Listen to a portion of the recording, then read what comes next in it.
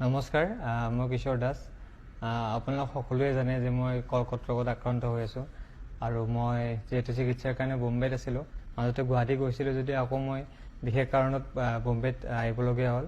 গতিকে মই বোম্বেতে এতিয়া উপস্থিত আছোঁ আৰু ইয়াতে ট্ৰিটমেণ্ট চলি আছে। আৰু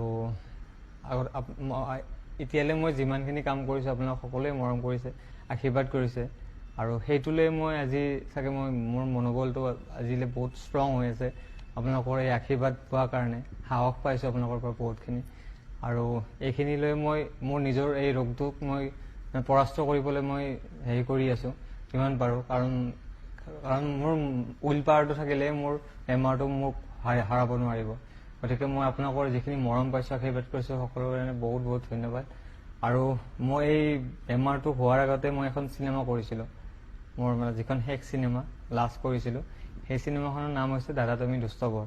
অতি সোনকালে আপোনালোকৰ মাজত আহি আছে আৰু এই চিনেমাখন হৈছে বহুত বেছি হাস্যমধুৰ আৰু ৰোমেণ্টিক হয়। বহুত ভাল পাব আপোনালোকে, মোৰ দৃঢ় বিশ্বাস এইখন চিনেমা চাই আপোনালোকে সকলোৱে ভাল পাব আৰু পেচা বাচুল বুলিয়ে ক'ব লাগিব আপোনালোকে যদি চায়। গতিকে সকলোৱে চাব, মোৰ বহুত আশাবাদী চিনেমাখনক লৈ। আৰু আপোনালোকে মৰম কৰিব, আশীৰ্বাদ কৰিব, যাতে অনাগত দিনত মই আকৌ নিজৰ কৰ্মস্থানত গৈ আপোনালোকক মনোৰঞ্জন দি যাবলৈ মই সক্ষম হওঁ। ধন্যবাদ।